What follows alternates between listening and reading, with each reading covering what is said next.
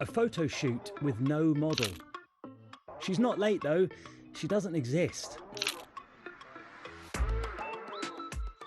Aitana is an AI model. Since she was created around a year ago, she's amassed a big following and is making thousands a month for her Barcelona-based agency. We intend to always try to make it as similar as what an influencer would do. We take a picture with me in the image and we have to replace it with AI. So we have to play a little bit with lights and shadows to make it as real as possible. As well as the main images, Aitana's designers make short videos to post as her Instagram stories. Back in the studio, they plan the post. Maybe Barcelona as the background is gonna be more interesting.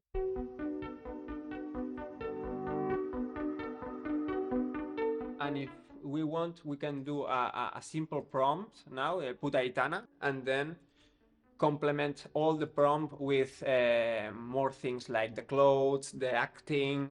Clueless Agency won't say exactly which AI image generator they are using, but say they use a mixture of open source models like Stable Diffusion. Sometimes it can throw up some surprises.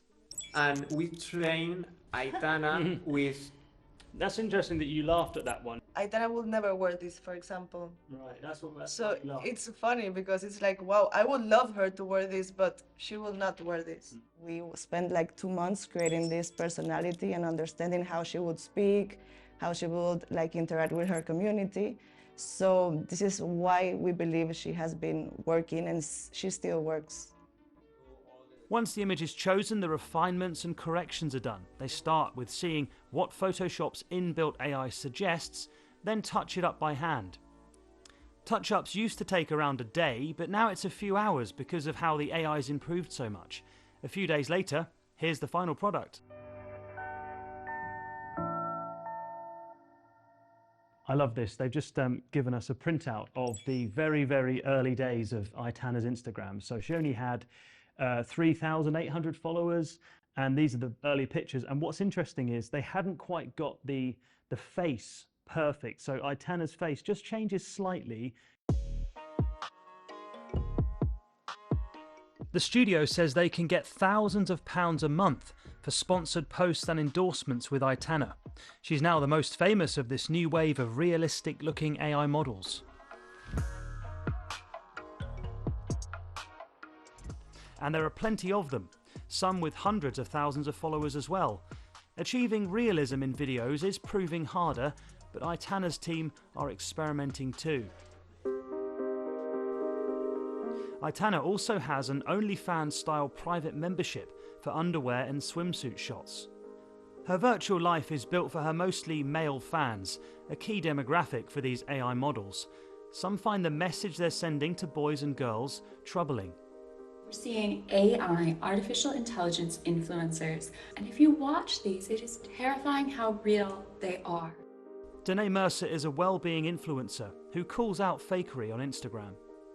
I see huge issues with the rise of AI models and influencers. I think they're setting an unrealistic beauty standard that is close enough to being real that a lot of people who follow them don't realize they're not real, especially teenagers, young teen girls. But then the perfection is so unachievable because it isn't real that it's something like none of us can ever reach. Aitana is marketed as a fitness-loving woman who lives a healthy lifestyle. She's even been sponsored by nutrition and sports brands. Is there a problem where you're promoting a body image of someone that is, you know, in many ways perfect, but they don't exist? They don't go to the gym, they don't watch what they eat, and there are some people, some of your followers, that say, I wish I had that body.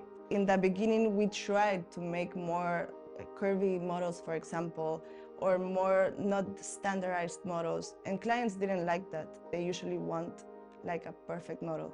But you can see this everywhere in publicity. At the end of the day, she's an influencer, but comparing her to the rest of the influencers, she looks the same as the rest. The agency started creating more models with more diverse looks, including some men too, although apparently marketeers aren't as interested in male AI models. Do you think that one day we just won't need any more real-life influencers or models? I believe that we are here to stay, and AI technology is here to stay as well. So in a way, we have to like combine and hold hands and see if we can do it together.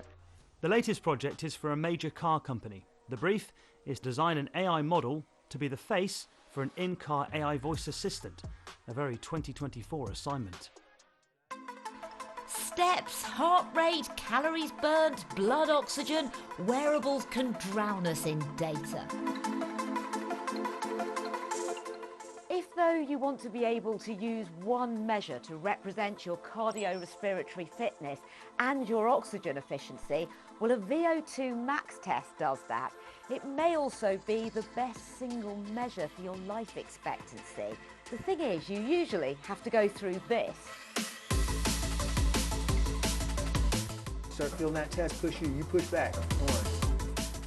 The dreaded exercise test, pushing me to my limits.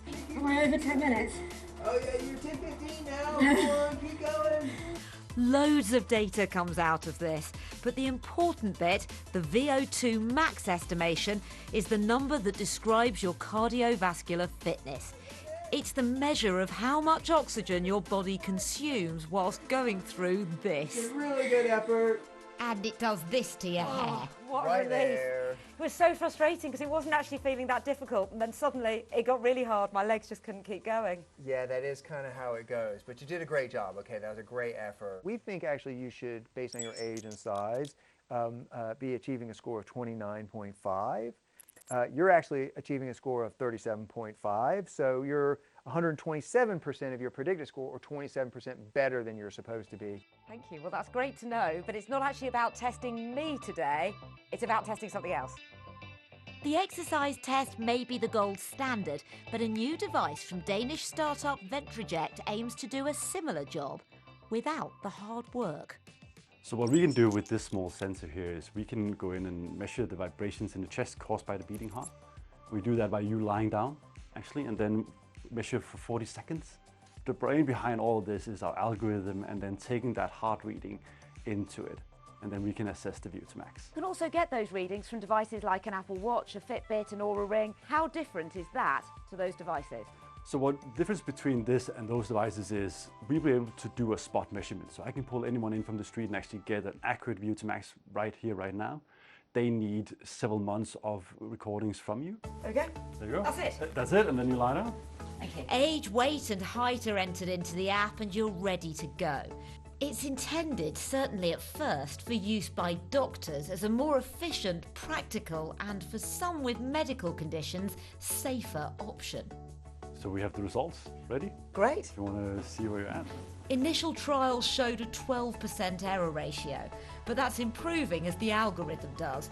And for me, it closely matched my 37.5 on the bike with a score of 39. Would you consider that negligible? Yeah, I would consider that negligible, right? So it's clear here you have a really high VO2 max, as we also saw on the CPAD test, right? What else can it tell me? Because obviously that sounds good, but I'd love some more information. One thing you should remember, right? But what we actually recommend people is getting their VO2 max tested quite frequently to measure the projection, right, of how are you developing. It's fitness, but also if you're a smoker, you can stop smoking. There is something on your diet. So, and also generally just losing weight can also improve your VO2 max. We don't need you to run a marathon tomorrow. You might be able to do it, but some people might not. So it's an element of, we just need people to do a little bit more exercise than what they do today. Well, I've definitely no plans to run any marathon, but for many, even going through these sorts of tests can be intimidating. So the prospect of a device being able to do something like this could come as a relief. All in a day's work at Click. And that's it for this week's programme. Thanks for watching. Bye-bye.